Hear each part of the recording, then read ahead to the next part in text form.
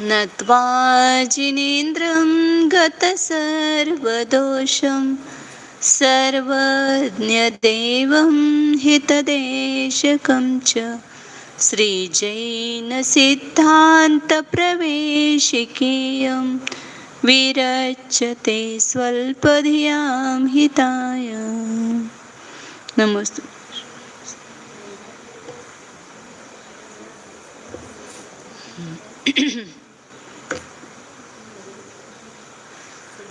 जीव के असाधारण भावों को हमने देखा था.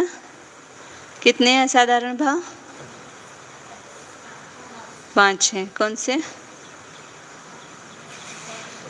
हाँ हाँ हाँ, क्रम से बताना. औपशमिक, शायिक, फिर शौपशमिक, फिर औदैक, फिर पारिणामिक. ऐसे बताए थे. औदैक भाव के कल कितने भेद बताए थे? मंगला दीदी, औदैक भाव की 21. आयशा कुठे गेले? हां 21. हां 4 गती. हां हां वेद. हां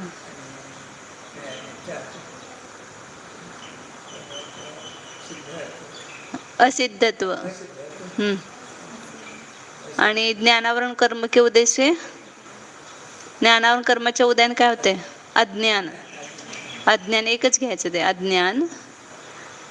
शौपशमिक भाव में भी अज्ञान है और औदैक भाव में भी अज्ञान है. दो में क्या अंतर है? शौपशमिक भाव में जो अज्ञान है, कुमति, कुश्रुत, कुअवधि, उसका सद्भाव है, ज्ञान है, लेकिन वो मिथ्यात्व सहित होने से उसको कुमति, कुश्रुत कहा है. और ये जो औदैक अज्ञान है, ये पहले गुणस्थान से 12वें गुणस्थान तक रहता है. मतलब जितना अपने को अभी ज्ञान का अभाव है, वह अज्ञान भाव है. जितना क्षोभशम है उतना ज्ञान है, और जितना उदय है उतना ज्ञान नहीं है. सर्वघाती स्पर्धकों का उदय है ना, सभी के सर्वघाती स्पर्धकों का अभाव नहीं हुआ है. जितना भी अपने को समझ में आ रहा है, जितना ज्ञान हो रहा है, जितना ज्ञान व्यक्त हुआ है, उतने तो क्या हुआ, वहाँ पर सर्वघाती स्पर्धकों का उदय का अभाव होकर के, क्षोभशम होकर के वो ज्ञान हुआ है. मतलब वहाँ पर अन्य कर्म के उदय में कार्य होता है, लेकिन यह ज्ञानावरण के उदय में उसका अभाव होता है, ज्ञान का अभाव होता है. जैसे अभी मोहनीय कर्म है, क्रोध का उदय आया तो क्रोध भाव हुआ ऐसा. या सातावेदने के उदय में सुख हुआ आपको, लेकिन यह ज्ञानावरण के उदय में ज्ञान का अभाव होगा, तो वो भी एक अज्ञान भाव है ना, पड़ा हुआ. उसके कारण अपन दुखी है कि मुझे ये नहीं आता है, मुझे वो नहीं आता है, मुझे वो नहीं आता है, तो दुख का कारण बनता है ना वो अज्ञान. तो वो अज्ञान भाव यहाँ औदैक में लेना. तो इस औदैक अज्ञान से जीव का मोक्ष नहीं रुकता है, लेकिन शौपशमिक अज्ञान के कारण मोक्ष मार्ग नहीं होता है. क्या समझ में आया? कुमति, कुश्रुत, कुअज्ञान के कारण यहाँ पर अपन मोक्ष मार्ग में नहीं प्रवेश कर पा रहे, और जब उसका अभाव होगा तो मोक्ष मार्ग का प्रारंभ होगा. लेकिन ये अज्ञान 12वें गुणस्थान तक भी रहेगा, वो मोक्ष में बाधक नहीं है. वो अज्ञान रहते हुए भी आप मोक्ष मार्ग पर चल सकते हो, और उसके बाद केवल ज्ञान भी प्राप्त कर सकते हो. वो तो उस समय केवल ज्ञान प्राप्त करने पर तो सभी अज्ञान का अभाव ही हो जाएगा. हाँ, अज्ञान भाव भी नहीं रहेगा. तो इसलिए औदैक अज्ञान मतलब ज्ञान का अभाव लेना. जितना हमें ज्ञान व्यक्त नहीं है वो अज्ञान है, वो अभी भी है. सम्यक तो हुआ तो भी वो अज्ञान भाव है, लेकिन जो शौपशमिक अज्ञान है वो सम्यक होने पर छूट जाएगा. सम्यक दर्शन प्राप्त होते ही शौपशमिक अज्ञान नष्ट होता है. तो शौपशमिक अज्ञान में ज्ञान है, लेकिन वो विपरीत है, और यह ज्ञान ही नहीं है. औदैक अज्ञान में क्या है? ज्ञान का ही अभाव है, उतना ज्ञान प्रकट हुआ ही नहीं. शौपशमिक भाव में ज्ञान प्रकट हुआ है, लेकिन वो विपरीत है, और यह औदैक अज्ञान में ज्ञान का अभाव ही हुआ है. तो समझ में 2 में अज्ञान आता है, ध्यान रखना. शौपशमिक अज्ञान और औदैक अज्ञान. शौपशमिक अज्ञान तो संसार का कारण है, लेकिन औदैक अज्ञान संसार का कारण नहीं है. वो मतलब मोक्ष में बाधक भी नहीं है. तो जितना अपने को ज्ञान नहीं है उससे हमें कोई ये नहीं हो रहा है, मोक्ष मार्ग का अभाव नहीं हो रहा है, समय दर्शन की प्राप्ति हो रही है। तो ये शौभशमिक अज्ञान है वो मिथ्यात्व अवस्था में रहता है, पहले दूसरे तीसरे गुणस्थान में ही है, और औदैहिक अज्ञान 12वें गुणस्थान तक है, क्योंकि पूरा ज्ञान व्यक्त होने तक ये अज्ञान रहेगा ही, 12वें पर्यंत है। जितना ज्ञान हुआ है प्रकट उसको छोड़ करके बाकी जितना है वो अज्ञान रूप है, सर्वघाती स्पर्धकों का उदय है, तो उतना ज्ञान व्यक्त होता ही नहीं। आगे समझ में आए? इतना एक कल रह गया था बताना, शौभशमिक अज्ञान और औदैहिक अज्ञान में। आगे मार्गणा, संज्ञा, संज्ञा किसको कहते हैं? अभिलाषा को संज्ञा कहते हैं। कितने प्रकार के संज्ञा? 4, 4 प्रकार की है। कौन से? आहार, भय, मैथुन और परिग्रह, ये 4 प्रकार की संज्ञा बताई।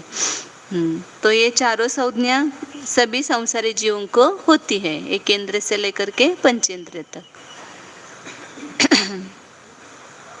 अब आगे मार्गणा का कथन करते हैं।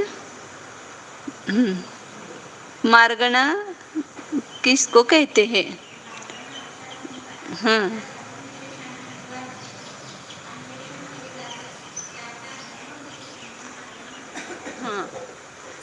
मार्ग धातु है,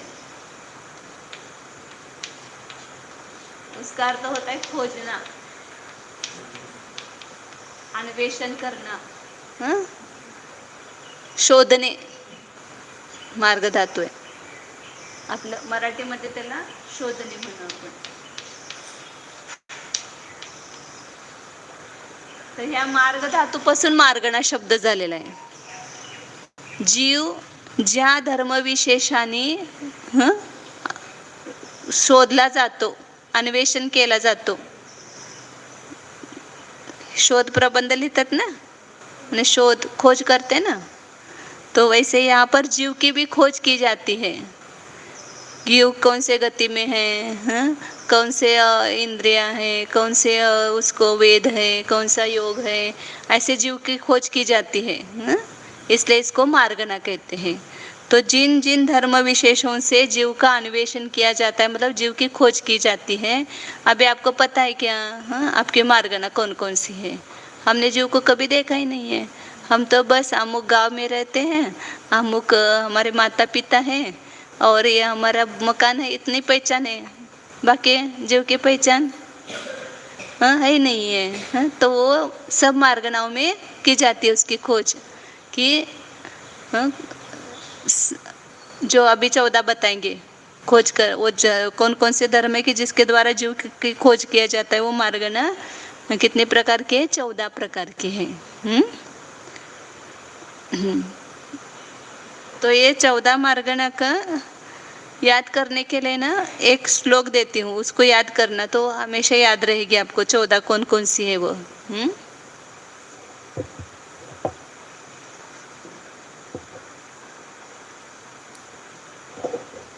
मुझे अभी तक ये गाथा से याद है, गई, इंद्रिये,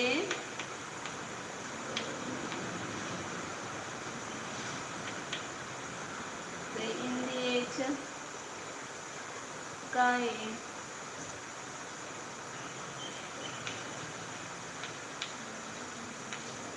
काये योगे वेदे कसायनानेय,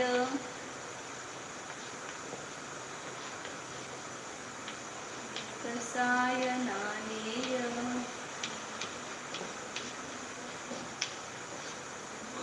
संजम दंसन लेसा,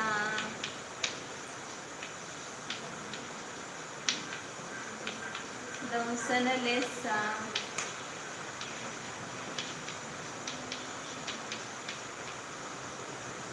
भव्या संवत्त सन्नि आहारे,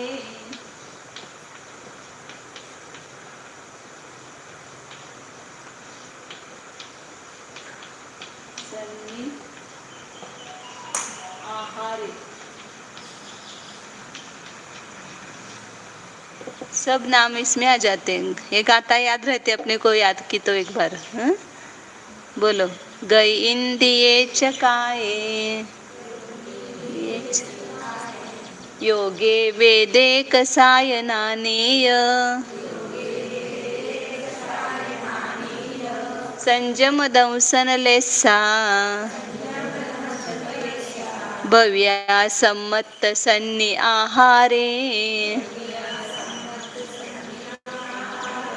क्रम भी याद रहता है और नाम भी याद रहते हैं इसी क्रम से। हाँ?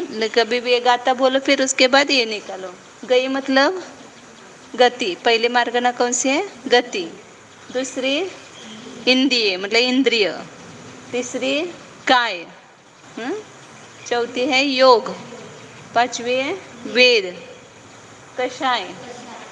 फिर ज्ञान मतलब ज्ञान, ज्ञान मार्गना। फिर संयम। फिर दंसन मतलब दर्शन। फिर लेसा, लेशा।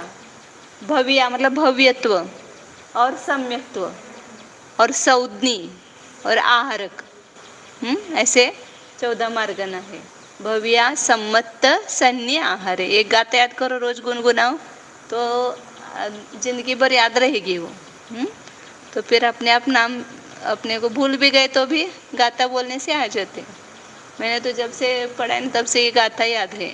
तो गाता से कभी भूल जाते कौन से मार्गना है इसके बाद, तो गाता बोलो तुरंत समझ में आ जाते। हाँ, अब एक एक मार्गना का वर्णन करते आगे। पहले कौन सी मार्गना है? गति मार्गना। ये सरल है। गति अपने पहले भी आई थी, अपने को गति नाम कर्म आया था।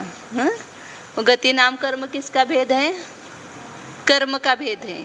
वो ऐसे जो 8 कर्म है उसमें एक नाम कर्म है और उस नाम कर्म में एक गति नाम का नाम कर्म है। और उसके उदय से जो जीव की अवस्था होती है उसको यहाँ पर गति मार्गना कहेंगे।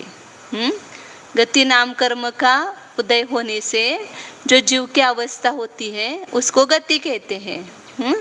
और उस गति के द्वारा जीव को खोजना है किस गति का जीव है, तो गति मार्गना हो गई। तो कितनी गति मार्गना है? ऐसी अवस्था कितनी? 4 है। 4 गति सबको पता है। तो गति मतलब अपने को बाहर ही दिखती है क्षेत्र को। ये मनुष्य गति है, ये मनुष्य गति है क्या बाहर की? मनुष्य गति कहाँ है? यहाँ है। ये मनुष्य गति नाम कर्म का उदय इस जीव पर आया है। तो इस जीव की कौन सी पर्याय हुई? ये मनुष्य गति रूप पर्याय हुई। इसको मनुष्य गति मार्गना कहते हैं। सब मार्गना जीव की पर्याय है। गुणस्थान मार्गना ये सब जीव के भाव है। जीव जहाँ पर होगा वही ये मार्गना होगी। जहाँ जहाँ जीव होगा वहाँ वहाँ ये सब मार्गना उसमें घटित होगी उस जीव पर। तो गति के भेद सबको पता है कौन कौन से? देवगती, मनुष्य गती, गती ना, आणि उलट झालं तर देवगती। नरक, तेरेंचे, मनुष्य ने देव, ये 4 अवस्था है। और इस 4 अवस्था में से हम गुजर चुके हैं कि नहीं? अभी मनुष्य पहले कौन थे? तिरंच थे कि नहीं? भैंस थे, गाय थे। अभी वहाँ देखते गाय को तो देखते ऐसा आता है कि देखो उनका जीवन कैसा है। अभी कुछ उनको इतना, अभी यहाँ पास में मंदिर है, स्वाध्याय चल रहा है, वो सुन सकते हैं क्या? हाँ, मंदिर में आकर दर्शन कर सकते हैं क्या? और हम ऐसे बनेंगे तब हमको मिलेगा क्या? गाय जाए होंगे तब। और अभी मनुष्य तो ले सकते हैं, फिर भी हम क्या करते हैं? हाँ, इस धर्म में आनाकानी करते हैं। मिला तो मिला ठीक, नहीं तो नहीं। हाँ? इसका महत्व समझ में आना चाहिए कि उस पर्याय में हम थे, अब कुत्ते घूमते हैं, उनको कुछ समझ में आता है क्या? यहाँ पर गुरु है, चलो मंदिर में, कुछ नहीं है। तो ऐसे हम भी कितने बार तिरंचे पर्याय में गए, लेकिन फिर भी हमें ये धर्म नहीं मिला। और अभी मनुष्य वैभव मिला है तो ये सब निमित्त अपने को मिले हैं, तो उस निमित्तों का हमें लाभ लेना चाहिए। काय चाललंय? कशाला लावलाय मग तो? लावलाय कशाला? बंद कर ना. शास्त्र ऐकताना विषय भोगायचंच नाही ते. हा, घुमा लावून फॅन लावलाय तर मग लावलाय कुणी असं म्हणा लागलंय. मग बंद होत नाही का ते?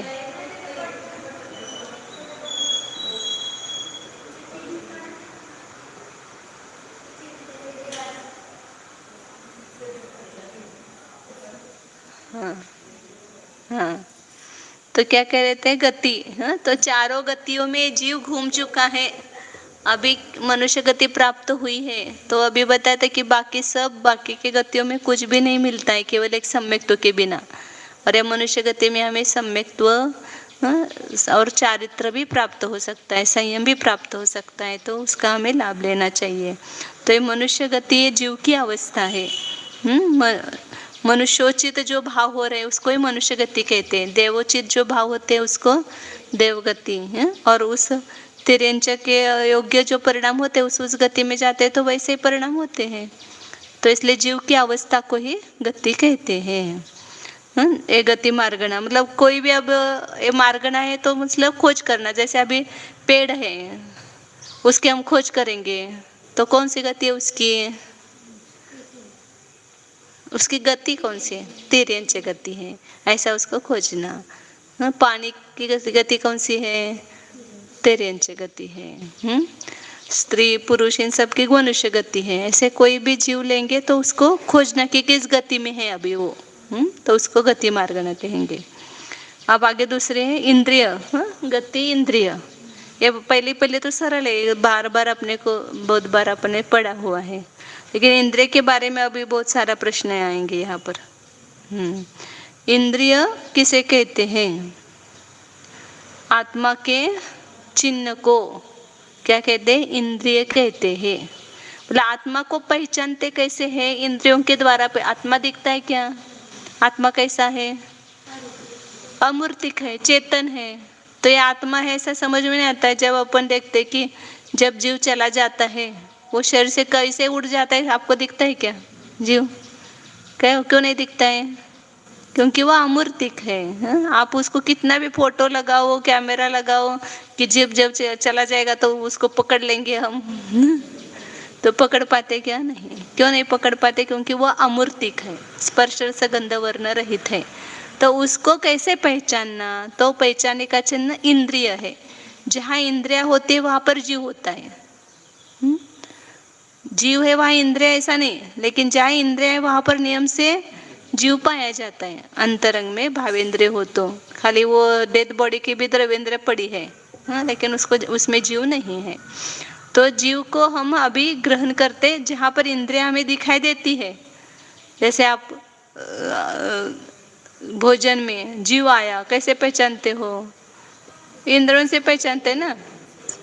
उसको आँख कान दिखाई देते हैं तो बोलते कि ये जीव है. वो जीरा है कि जीव है समझ में नहीं आता है. फिर उसको परीक्षण करते हैं. उसकी ऐसे मिस्सी निकली हुई है, कुछ उसके पैर है या उसके जो आँख है, तो अपन पहचानते कि ये जीव है ऐसा. तो इंद्रिया एक जीव की पहचान है. यह इंद्रिया जीव के ज्ञान का साधन है. मति ज्ञान श्रुत ज्ञान जो उत्पन्न होता है उसका साधन कौन है? इंद्रिया है. तो जीव को उपयोग, ये जीव का स्वभाव है. और उस उपयोग के अनुसार जब जीव परिणाम करता है तब उसमें संसारी जीव को इंद्रिया निमित्त होती है. यह इंद्रिय का तीसरा अर्थ भी किया है कि जो नाम कर्म से रची गई है, इसलिए उसको नाम कर्म को इंद्र कहते हैं. और उस इंद्र के द्वारा रची गई है इसलिए उसको इंद्रिय कहते हैं. ये रचना किसने की है? आप कर सकते हैं क्या? मेरी आंखें बहुत अच्छी होनी चाहिए, मेरी नाक ऐसी लंबी होनी चाहिए, आप कर सकते हैं क्या? नाम कर्म का जैसा उदय होगा उसके अनुसार वह सब अवयव बने हैं प्रत्येक के. एक दिन बताया था ना, नाम कर्म के द्वारा ये बिल्डिंग बनाई गई है. ये भी एक बिल्डिंग है, शरीर मतलब जिसमें जीव रहता है. हम बाहर नहीं रहते. किस में रहते हैं? बाहर के आधार के अपेक्षा से शरीर में रह रहे हैं. तो ये शरीर रूपी बिल्डिंग किसने बनाई है? नाम कर्म ने बनाई है. क्योंकि नाम कर्म के उदय से ऐसा शरीर मिला औदारिक शरीर, और औदारिक शरीर में जो अंगोपांग मिले वो भी अंगोपांग नाम कर्म के उदय से मिले हैं। ये अंगोपांग जो है मुख, हाथ, पैर वगैरह सब, आकार मिला संस्था नाम कर्म से मिला है। उसके हड्डी का बंधन मिला है संवहन नाम कर्म से। वो सब बताया था, एक दिन घटित किया था। जैसे वो सेंटरिंग डाल दे ना, वो सलिया होती है, ऐसे ये संवहन मतलब हड्डियां है।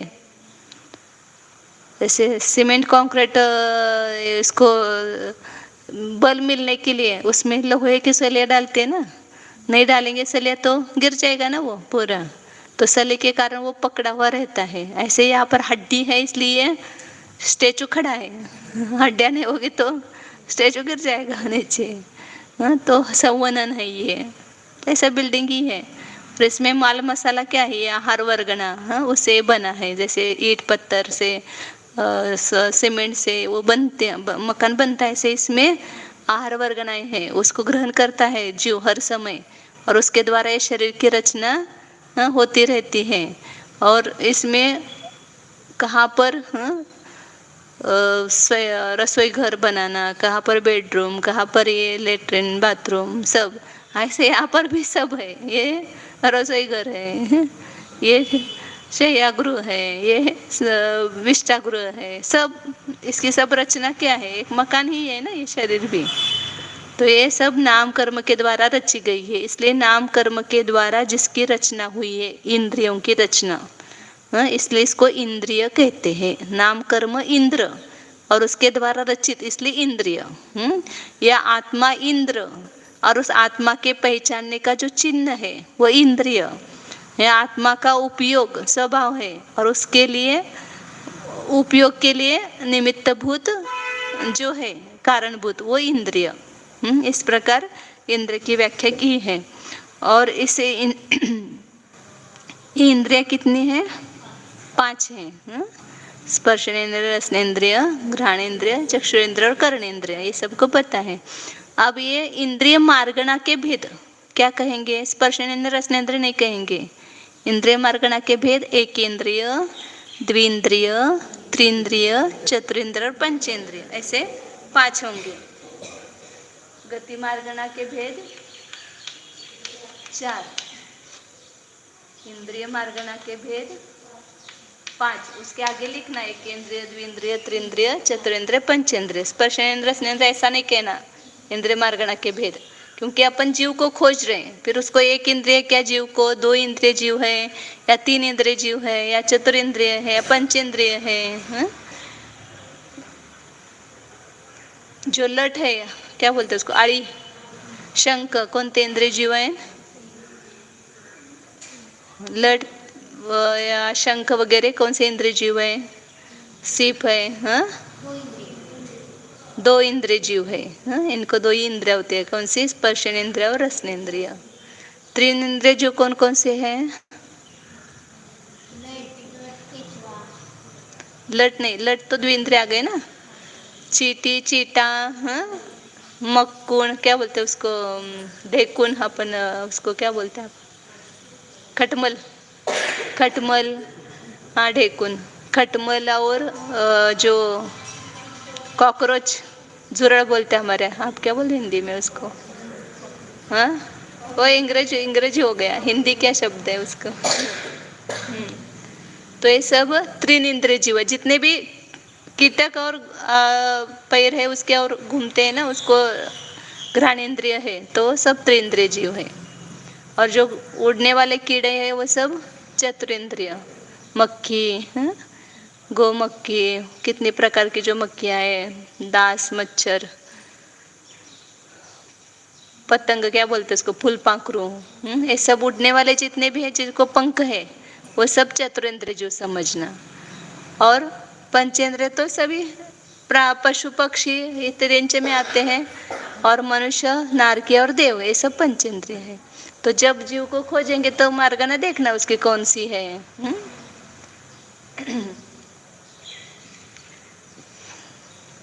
अब इसमें इंद्रिय शब्द आया ना, इसलिए इंद्रियों के बारे में यहाँ पर विस्तार से बता रहे हैं। आगे पढ़ो। द्रव्येंद्रिय, हां, याचे दोन भेद केलेत पुन्हा. हे करू ना याच्यावर.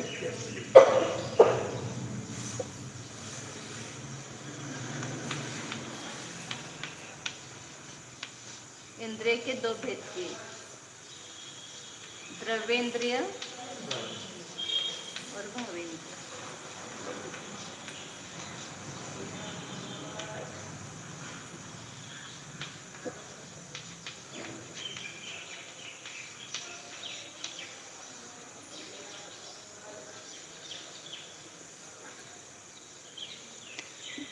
जब भी आप पहले एक बताया था आपको, द्रव्य कहे तो पुद्गल का परिणाम लेना और भाव कहे तो जीव का परिणाम लेना.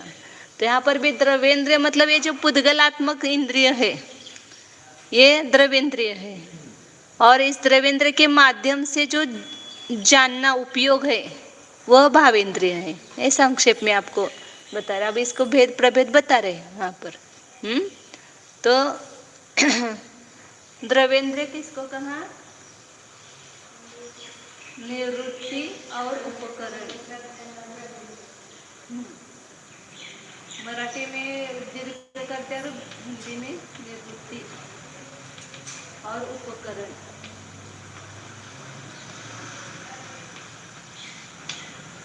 इसके भी बाह्य और आभ्यंतर ऐसे दो भेद हैं.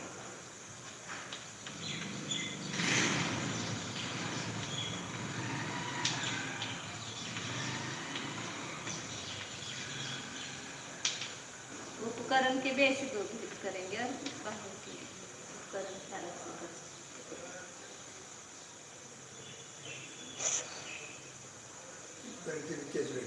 हाँ, उसके भी बाह्य और आभ्यंतर ऐसे दो भेद होते हैं.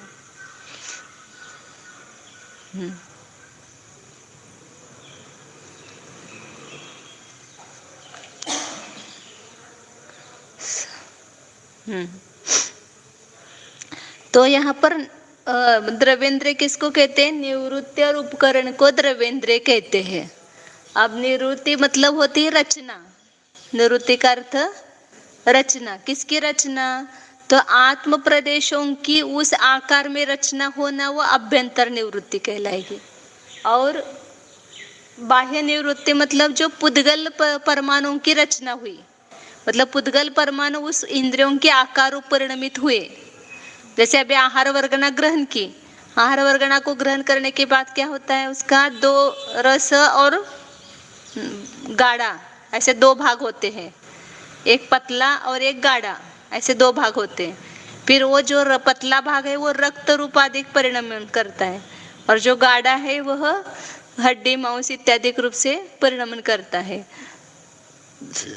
ये शरीर पर्याप्ति में सब होता है ना. फिर उसके बाद इंद्रियों की रचना होती है, इंद्रिय बनती है. उसी आहार वर्गना से इंद्रियों की रचना होती है.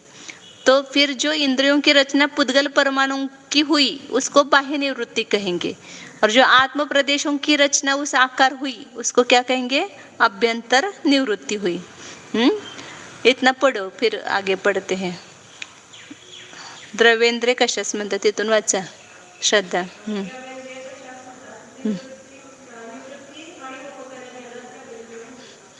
या दोन्हीची संज्ञा द्रव्येंद्रिय हे दिसते ते.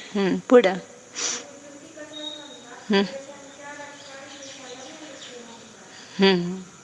आता सामान्य प्रदेशांची रचना विशेष असं घेतलं. आता तिथं दोन प्रकार केले त्याचे पुन्हा. निवृत्तीचे बाह्य निवृत्ती आणि आभ्यंतर निवृत्ती. आता बाह्य निवृत्ती कशास म्हणतात?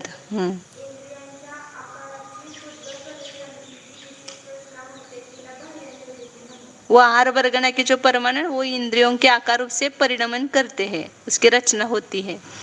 ऐसे अभी वो जब बच्चा पेट में पैदा होता है तो क्रम क्रम से सब होता है ना.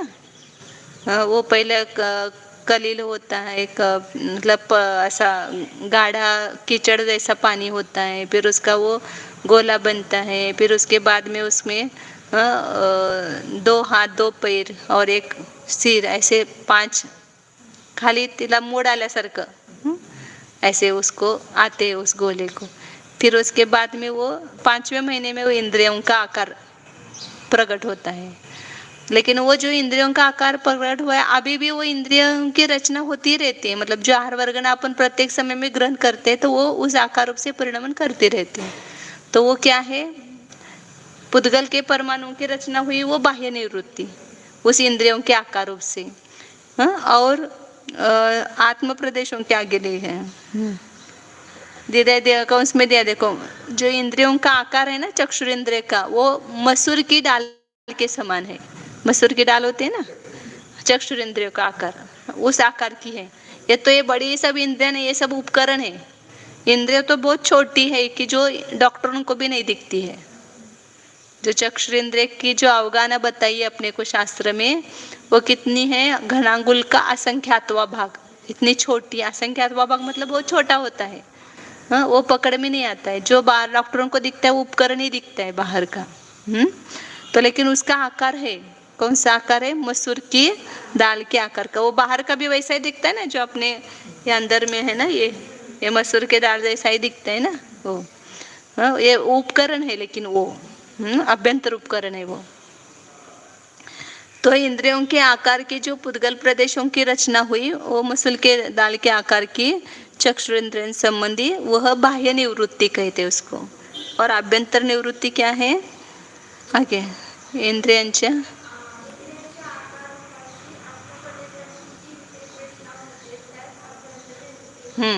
इंद्रियों के आकार रूप में आत्म प्रदेश वहां गए ना, नहीं तो फिर जड़ रहेगा, उससे दिखेगा क्या, खाली आंख से दिखता है क्या, कौन देखता है, आत्मा ही देखते हैं ना। वह आत्म प्रदेश है तो वो देखने का कार्य होता है, और आत्मा नहीं होगा तो, जब आत्मा चला जाता है तो आंखें तो रहते हैं ना उस आदमी की, दिखता है क्या उसको, नहीं दिखता। तो आत्म प्रदेश भी वहां रहने चाहिए ना, तो ही वहां पर देखने का कार्य होगा।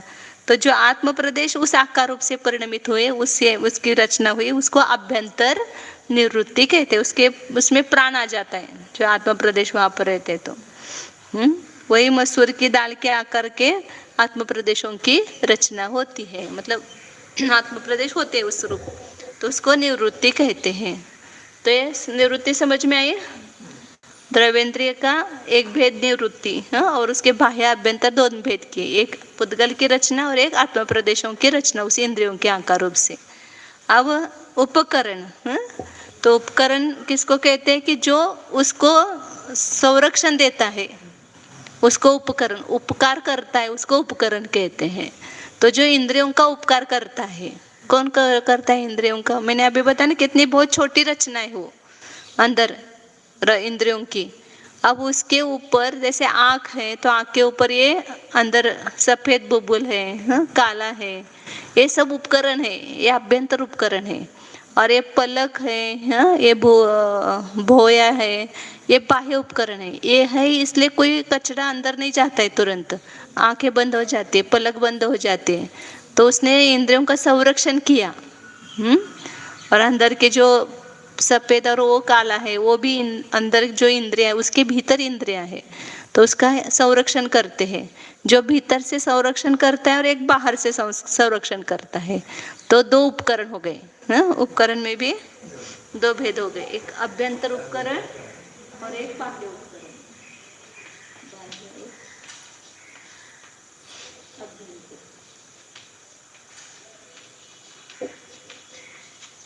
बाह्य किसको कहेंगे, जो बाहर से संरक्षण करता है। ऐसे कान है, अभी कान तो ये ऊपर के नहीं है, कर्णेंद्रिय, ये उपकरण है, ये बाह्य उपकरण है। अंदर का पर्दा वो अभ्यंतर उपकरण है, और उसके भीतर कर्णेंद्रिय है, निवृत्ति जो है कर्णेंद्रिय की, वो भी इसके नाली के समान बताइए, वो नाली के समान इंद्रिया है, जो की नाली होते हैं ना, उसके समान इन कर्णेंद्रिय है।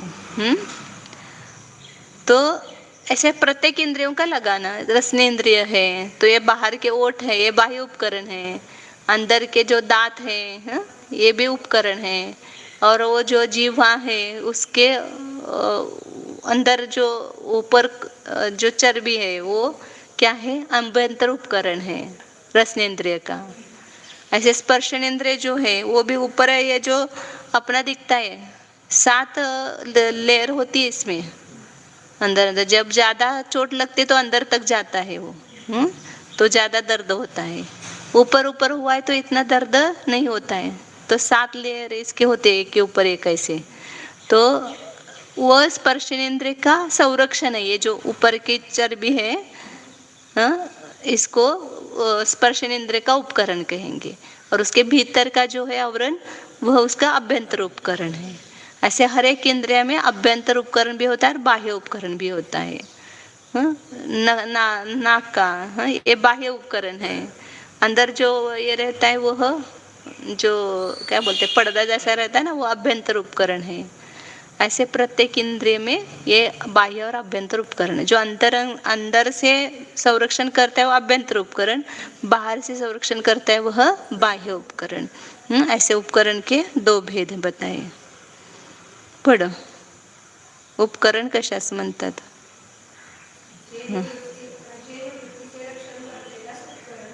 हाँ,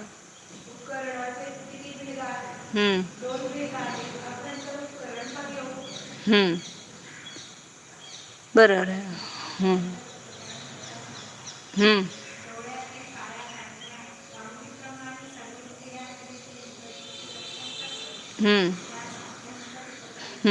म्हणजे आतून उपकार करतं, संरक्षण करतं ते अभ्यंतर उपकरण.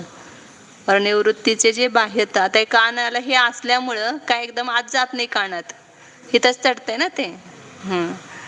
यहाँ पर ये रोका जाता है, कोई अंदर नहीं घुसता है, इसने संरक्षण किया करण इंद्रिय का। और अंदर भी देखो पर्दा है तो अंदर कुछ नहीं जाती है चीज, तो इसलिए अभ्यंतर उपकरण है वह।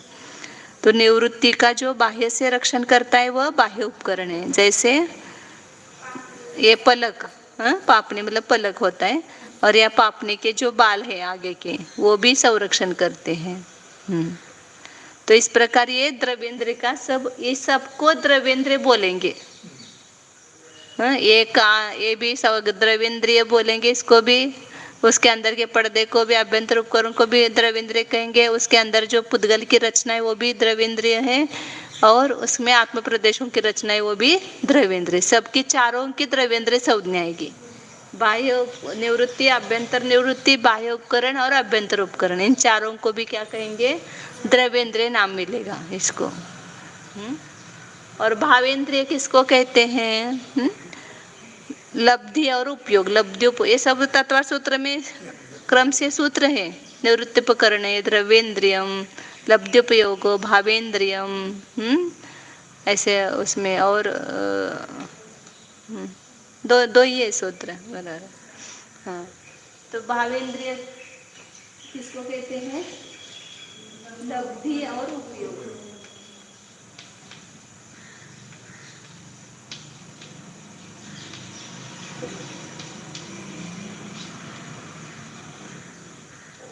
लब्धि और उपयोग को भावेंद्रिय कहते हैं। टाइम हो गया ऐसे। वो उपयोग के वगैरह भेद सब बताएंगे। संक्षेप में बताती हूँ आपको कि लब्धि किसको कहते हैं। जैसे अपन ने क्षोभशम पढ़ा था ना, ज्ञानावरण कर्म का क्षोभशम। तो जो क्षोभशम की प्राप्ति हुई, हमारे सर्वघाती स्पर्धकों का उदय का अभाव हुआ और देशघाती स्पर्धकों का उदय है, ऐसा क्षोभशम प्राप्त होना उसको बोलते लब्धि। अब क्षोभशम होने पर हमारा हमेशा वैसा विचार होगा ही ऐसा नियम नहीं है। जैसे आप बहुत सारी चीजों को जानते हो अभी, कुछ सिला, या चित्र निकालना या संगीत या बहुत सारा आपको नॉलेज है, तो अभी सब उसका विचार कर रहे हो क्या? नहीं, लेकिन उसका क्षोभशम आपको प्राप्त हो गया है। उसका जब चाहेंगे आप उसका यूज कर सकते हो। तो स्टॉक में पड़ा है, उसको लब्धि बोलेंगे। सब जो है, अभी जैसे आपने बोरे इसमें आपके टंकी में अनाज भर के रखा है, लेकिन सब खा रहे हो क्या अभी? नहीं, लेकिन वो आपको प्राप्ति हो गई उतनी है। ऐसे जो ज्ञानावरण का क्षोभशम होकर के जो प्राप्ति हुई है उसको लब्धि कहेंगे। जितना भी अपने को उगाड़ हुआ है ज्ञान का वो लब्धि कहेंगे। और जो अभी विचार कर रहे हो आप, उस रूप से परिणमन कर रहे हो जानने रूप से, वह है उपयोग। अभी ये भावेंद्र समझने के लिए आपका उपयोग हो रहा है, तो ये उपयोग हो गया। और लब्धि में तो बाकी सभी का ज्ञान पड़ा हुआ है। तो लब्धि और उपयोग, इसको क्या कहते हैं? भावेंद्रिय। मतलब अभी जो जान रहे हो इसको भावेंद्रिय कहते हैं। जैसे अभी संक्षेप में आपको बताती हूँ कि जैसे आँख से आपको देख रहे हो, ये आँख द्रवेंद्रिय है, और इस आँख के द्वारा आपने देख करके जो जाना कि ये सफेद है, दीवार हरी है, ये जानन रूप परिणाम हुआ, जानन रूप परिणाम झाला, त्यालाच उपयोग म्हणायचं. आणि ती भावेंद्रिय. ही द्रवेंद्रिय ज्याच्यातून ज्याच्या निमित्तानं जाणतो ती द्रवेंद्रिय, आणि जे जाणलं ती भावेंद्रिय. भावेंद्रिय ही ज्ञान पर्याय, जीवाची ज्ञान गुणाची पर्याय आहे. ती इंद्रियांच्या द्वारे जे जे जाणतो आपण ते सगळं भावेंद्रिय. इंद्रियों के द्वारा माध्यम से जो हम जान रहे हैं वो उपयोग, जानने की हमारी क्षमता कितनी है वो लब्धि, और जो अभी जान रहे वर्तमान में वह क्या है? उपयोग. ये दोनों को भी भावेंद्रिय कहा है. तो ये दोनों क्या है?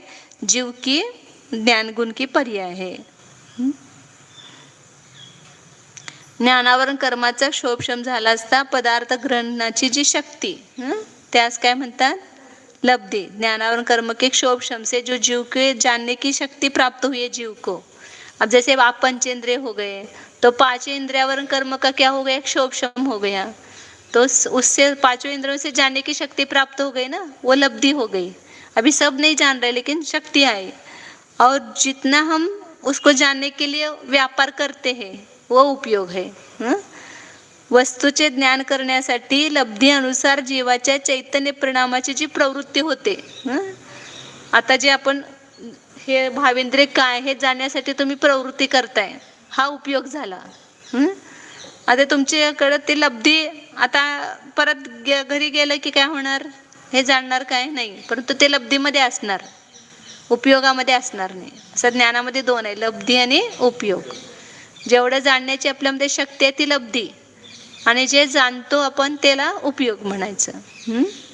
तर अशा प्रकारे लब्धी आणि उपयोगाला भावेंद्रिय म्हणतात. आता उद्या घेऊया पुढे उपयोगाचे पुन्हा भेद केले त्याने. उपयोग कशास म्हणतात आणि उपयोगाचे किती भेद आहेत हे पण सोपंच आहे, आपल्याला झालेलंच आहे ते ह्याच्यामध्ये पहिला अध्यायामध्ये.